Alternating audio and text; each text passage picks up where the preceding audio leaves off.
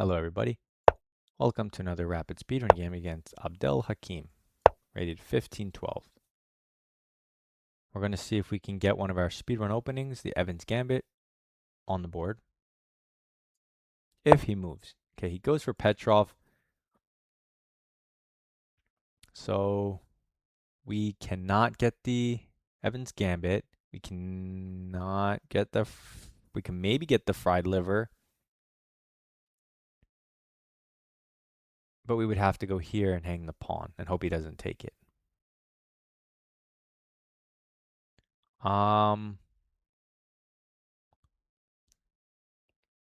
Okay, let's try it. Maybe he'll take it and we'll go down some weird opening that I just made up, some Gambit, but otherwise, if he just brings the knight out, we can try to deliver him, which is kind of what I'm hoping. Yeah, he doesn't indulge me. What are you going to do? Fine. I'll just develop a piece for free. And see what he does. He protects the piece with a very natural move, and I'm going to castle and ignore him. I know you normally don't give up the light square bishop and stuff, but you can play chess so many different ways, and now you'll see that. Take it. Come on, guy. Isn't that why you played d5, right? I'll take his knight, of course. I'll be attacking 2 pawns. I'm already castled with a knight out. He protects one of the pawns. He says you can take it, and he'll just castle, which is true.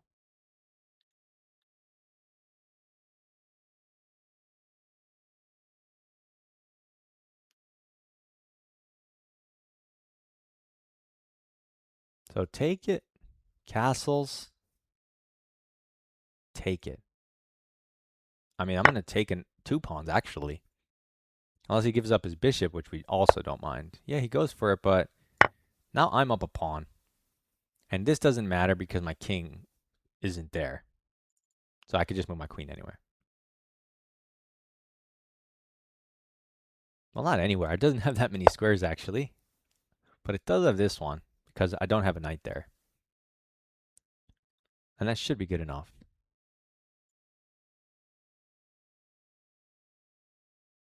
And he can't go here because he doesn't have a knight here. And okay, now I'm up a pawn. I have my win condition. I'm definitely going to take this bishop if he lets me. And then I'm just going to go knight out, pawn up 1 to complement my only remaining bishop. Trade and win. An easy win against the 1500 by just somehow calling his bluff, taking an extra pawn. Okay, it's not part of our speed run, but you need to know how to play chess. Forget memorization. He moves the bishop because he doesn't want me to take it, and he aims at my king. That makes sense. But it does provoke me to prepare d4, so I get it with tempo.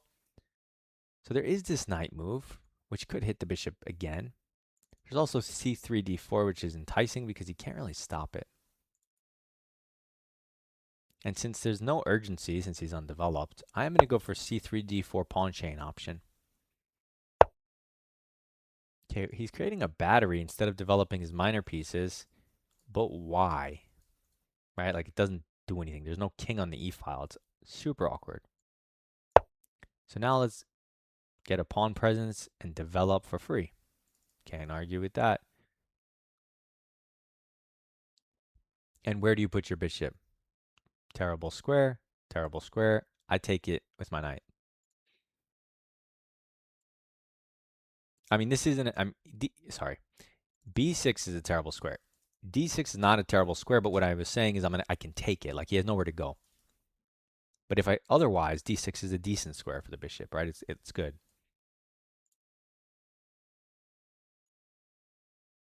I can go here if he ignores me, but I mean, I'm just going to take the bishop off the board. He takes with the pawn, ruining his pawn structure for no reason because he already moved his queen, so psychologically he didn't want to move it again. But that's not the correct way to play chess. All we need to do is connect our rook. So let's start developing. Target that weakness he just created. We can get our knight out nice and easy. Even the knight will be hitting that weakness. He's eventually going to push it probably, but it's still isolated. And to look at the, harmony, solidity of our position. What's his plan? How does he attack white's position? It's not really a thing.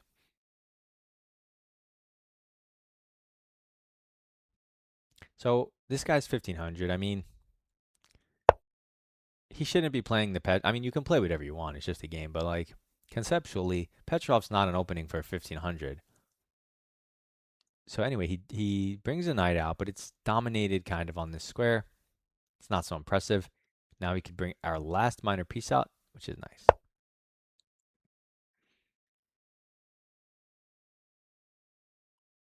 If we did go rook here, and he took, and we took, and he took, that would not be checkmate. It would be 2 queens for a rook, though. I mean, 2 queens for a rook. 2 rooks for a queen. He goes here, which I guess tries to counter my knight, but also doesn't make sense because he can't move there. Not sure what that move is. Anyway.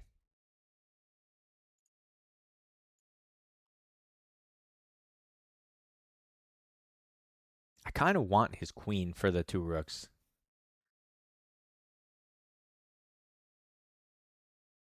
But I don't feel like spending a turn making lift for my king. Because I don't want to bring my knight back. Although this is a good square for it, but still. I'm thinking, what if I go here? Improve a piece kind of for free. Well, definitely for free. And also hit this. I mean, his knight is loose. The pawn is loose. I might as well attack him. It seems more energetic than just going h3. Which is also a fine move that does not collapse your position. Controls the bishop. Gives space for the king. Gives space for the bishop. Prevents back rank issues. Prepares rook a e1.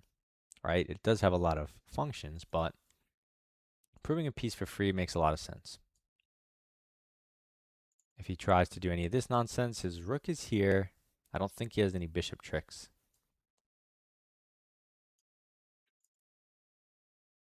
And even if he was to infiltrate with a heavy, our knight's protected, so not even a thing.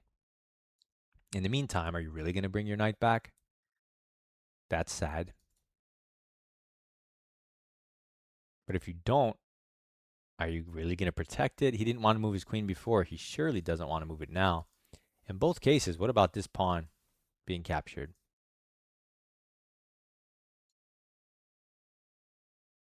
And then all of a sudden it will be a 4 on 2, which in an endgame is super easy because these pawns escort.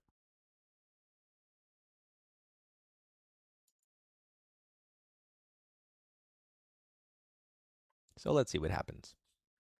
He's thinking. He knows he's in trouble now. He realizes it's a double attack, which is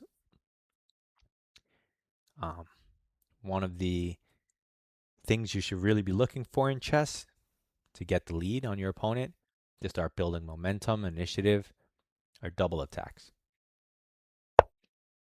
He moves the queen and counters my bishop. So I'm attacking 2 things, and his response is to not defend any of them, to undefend one of them, and to move a different piece. Sure, it comes with an attack, but I mean, I can just kick the queen on a beautiful square, can I not? And then your knight's hanging. I suppose you have queen back, which is you lucky bum. I mean, then your pawn's hanging again, but maybe I have better. This also hits the queen, but now he can't go back. It's not as natural. Like my eyes definitely went to this first, bishop g3. But what about this one? He also can't attack my knight.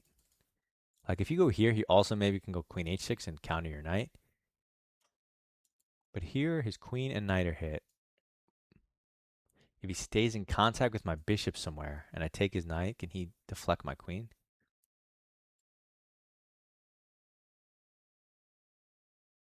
I don't see it, so I think bishop g5 wins a lot of stuff, probably. Maybe he has this, and then I take, and then I don't know, he loses. Yeah, he's basically lost.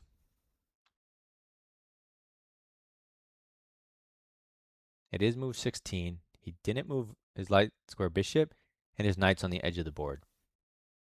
If his light square bishop was here already on e6, and his knight was on a more normal square, he could play the game. So he does just stay close to my bishop, and, you know, a little bit of infiltration stuff. I wonder if I even have time to kick the queen around further before I grab his knight. A little bit of f3 action. Does weaken e3, but probably not worth it. Probably not a good idea. h3. I mean, I kind of should just take the knight, right? Maybe the engine says you could kick the queen around, but it's not necessary. I don't see how he deflects the protection of my bishop. And so next move is bishop e3, solidifying my entire position, followed by the knight on a light square, and I'm just winning.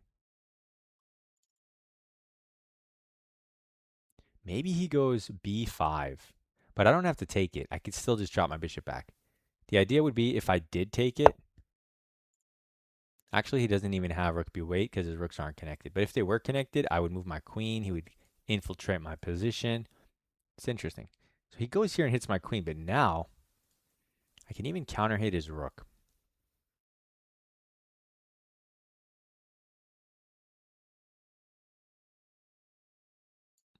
And when I do, he's going to protect the rook and hit my queen.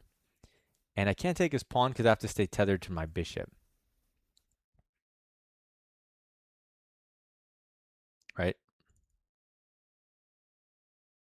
So maybe this is just a bait. It looks natural, but maybe this move. That way he can't hit my queen. He can't go here. And I'm threatening checkmate in one instead of his rook in the corner. So he can't kick me with a6 either. So if he doesn't have a forcing move here to dislodge my queen from the bishop defense, then I could finally bishop e3. So right now, bishop e6 would be his most natural move, defending the rooks, you know, connecting them and developing at the same time. I could bring my bishop back, and it does walk into d5 in the future, but I don't know what else to do for him. So he just moves his pawn and hangs checkmate in one. Because he didn't ask himself what's the threat. He assumed I moved my queen because he kicked it, and I had to. Yes, that's true, but that's not all a move does. Anyway, that's for his coach to tell him, right? So let's go through this game. If you're 1500 from the black side, don't dabble with the Petroff. Let's leave that to the grandmasters. There's a reason they play it. And when someone attacks your piece on move 2, acting like you can just ignore it and do what you want, you kind of need a higher level understanding, right? You can't. It makes much more sense to do a natural, logical developing move that defends. So it's a little too fancy in my opinion. Anyway, bishop c4, although not on the top 3 lists of the engine because it's a gambit, it's not terrible and it's playable as I showed you in the game. So exactly. So if you look at this graph, this little black part is my gambit, but it's nothing. It's not even a pawn better, right? It's just a game. And the rest of the game was perfect. So no mistake, no blunder, 1 inaccuracy, which is the gambit, 95%. So it is playable, right? If you're going to follow it up with good moves. So he takes, and you could do a bunch of stuff, like his pawn's also hanging, right? You can go d3 and kick the knight. You can go maybe knight c3 and get quick development. I go for a fancier queen e2 because in this version of queen e2, I'm not blocking my bishop. So a lot of times queen e2 is the best move in different positions when you are blocking your bishop. Now I'm not even blocking my bishop. So I kind of thought it was a cute move that he could go wrong with if he doesn't respond correctly. So he finds the best move, d5, fine. And now we castle, giving up our bishop, which is non-standard operation, right? So this is the best position Block's ever going to have all game. But everything's on the back row. So although an engine may like it, I have these minors out, my queen's out, and I'm castled for a pawn. And his knight is overextended on my side of the board. These pawns, one of them is already hanging. not being supported. So if he doesn't play perfectly, that advantage the engine talks about, it doesn't exist, obviously. But so he takes the bishop, which is his best move, and of course, force move for free. Now he has to just play best moves, but it's extremely hard. He plays natural moves. Why? Because he's not an engine. So he just brings this piece out when the engine says you have to bring out this knight to protect the pawn, not the bishop. Right? But that's not so obvious because he wants to castle. Bringing out the knight doesn't help him castle. So he plays it. Our best move is to take the pawn. His best move is to castle. And our best move is to take the next pawn. And at this point, we're up a pawn, and it's an even game. The one thing black has is the bishop pair. So we do not have a light square bishop. So we have to be a little careful on light squares. Otherwise, white has a great position. He hits our queen, force move. He goes here. And you have lots of options here. You can just develop your knight. You can go b3 to try and fianchetto, which is an interesting development scheme that I probably should have considered longer. d3 to bring it out the normal way, or c3 setting up the pawn chain. So b3, c3, d3, knight c3. Choose your pick. We go with c3, building the center. He does this weird move, which I still don't get the point of what he was even trying to do. I think he was just trying to prevent me from ever contesting, but I couldn't go here anyway with just the rook, so it's weird. So right now it's an even game. We're ready to set up the pawn chain. And I said there was no way for him to stop it, and there's not. His best move is bishop e6. Second best is bishop f8. Right? Bishop e6 comes with a threat. f8 gets away from this. He plays a weird move and already plus 1.6 and higher from here on out. So we're much better all of a sudden because we get this pawn chain for free. And we get the bishop. Now he no longer has the bishop pair. That was the only thing holding his position together, was the potential of that bishop pair. But now it's gone, and now we're winning. Because now he has nothing in the position, and we're up a pawn. And with a better structure. So he just loses. You at least need the bishop pair to try to compensate. So development in center. Development in center. Improving a piece for free at +3. He gets way too fancy and goes to +4. His best move was just to retreat because your knight doesn't belong on the edge. Of course, that's going to hang stuff if we want it. So it goes back. I'll probably just take with the queen to get in some trades and see what he does. But he does this, and we find best move bishop g5. Second best is bishop g3. But I mean, this is clearly stronger. Improving a piece for free and prophylaxis because he has queen ideas. He goes here, free stuff. He goes here. Wow, best move is actually f3, counter the queen. Which is funny. I looked at it in a couple, maybe 2 moves ago or something, but it wasn't here.